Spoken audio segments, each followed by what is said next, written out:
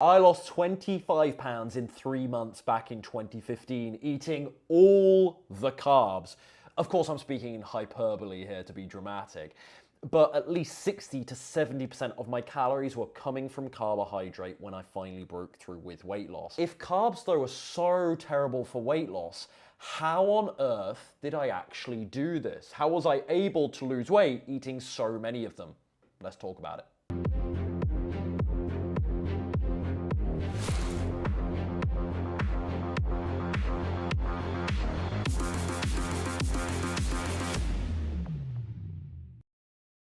So I lost 25 pounds in 3 months back in 2015, eating all the carbs because I understood two things.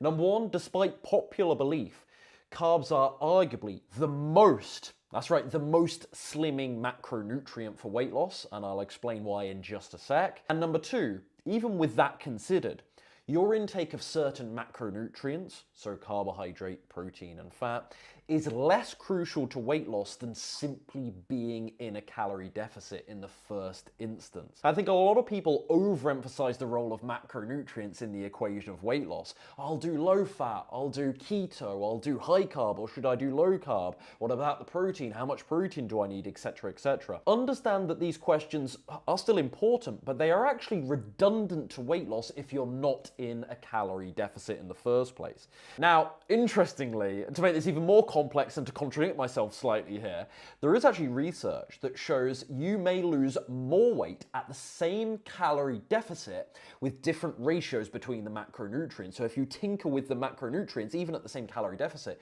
you may lose more or less weight, which is really interesting. And then adversely, you may actually gain less weight at the same calorie surplus with different sort of combinations of macronutrients. So what I'm not saying here is that your balance of carbohydrates, protein, and fat doesn't matter, because it absolutely does. What I am saying, though, is the bottom line, brass tacks for most, is simply being in a calorie deficit, and you can actually achieve this with any macronutrient ratio, any balance between carbohydrates, protein, and fat. So that's the first aspect. That's the first reason why I was able to lose all the weight eating carbs. Well, I was in a calorie deficit, so it didn't really matter.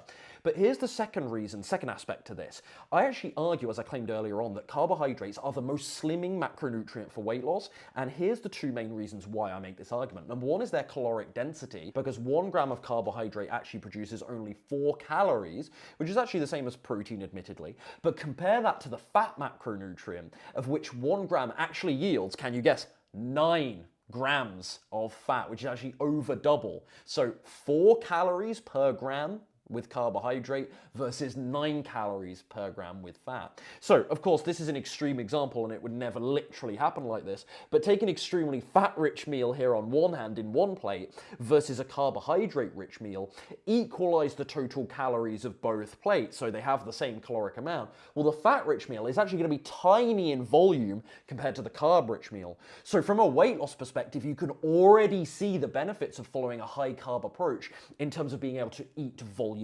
portions. So that needs to be considered, first of all, the calorie density. I argue, therefore, that a high-carb diet makes it easier, it's not a guarantee, but easier to be in a calorie deficit. Number two, metabolically. The way that carbohydrates are used and or stored in the body is absolutely incredible. Without all the science speak, without all the jargon, excess carbs are way more likely to be stored for future use than turned into fat compared to the other macronutrients. So again, because that's fairly complex, the excess carbs, I don't mean to sound condescending with that, I know my audience is capable of following these things, but excess carbs, so carbohydrates, in a surplus of carbohydrates, over your carbohydrate requirements are actually more likely to be stored as energy for future expenditure compared and less likely, therefore, to be turned into fat than the other macronutrients, fat and protein. So this is incredible. This is an incredible advantage to eating lots of carbohydrates. So you need to do your own research on this, but check out de novo lipogenesis, which is the enzymatic pathway for converting dietary carbohydrate into fat. The human body is actually incredibly it has an incredible, capability to not actually do this. So the human body is really, really bad at turning excess carbohydrate into fat. It's really bad at that process, which is kind of a double negative, but it's actually a really good thing that it's bad at that process. So that's actually my argument for why carbohydrate as a macronutrient is not the devil. Number one, the caloric density. Number two, metabolically, it seems to be about the most efficient of the macronutrients.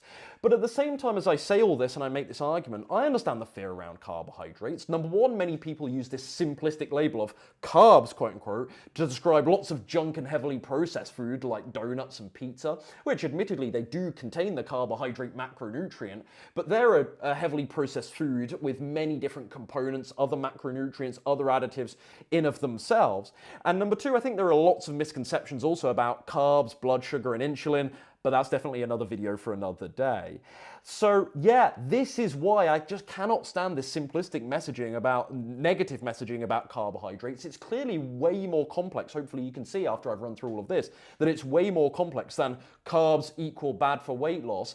Number one, it depends if you're in a calorie deficit or not. And then two, what kinds of carbohydrate sources are you actually eating? Are you eating luscious, nutritious, I don't know where I'm getting this language from, George. George is the cameraman, by the way. I don't know where luscious came from. What I meant to say is nutritious, vitamin and mineral filled, fiber packed, whole food sources of carbohydrate, like our whole grains, like our legumes, the beans, peas, lentils, and so on. Like, what else do we have? Fruits and vegetables, which are predominantly carbohydrate sources as well versus the other macronutrients, right? These are quality, clean, whole foods that we know, this isn't contentious, we know these things are really, really good for you.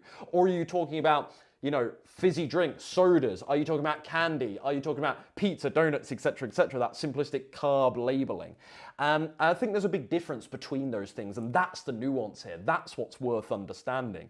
So if you want to learn a little bit more about exactly how I eat for weight loss, a high carbohydrate meal plan, I'm actually going to link one of my most recent meal plan videos down below, so you can get a flavor, for how I'm eating right now and how I ate to break through with weight loss all those years ago. I say that like I'm an old man, but all those years ago. But hopefully the goal of this video was just dispel some of the mythology surrounding carbohydrates. As always, if you want help putting all of this info together and you're ready to lose your first 10, 15, 20, 25 pounds or more with simple, high-carb vegan meals and no counting calories and gentle exercise only, head over to veganslimandsustain.com. That's veganslimandsustain.com. I'll also put the link in the description box down below. And over there, you will learn more about the Vegan Slim and Sustain program. See you soon.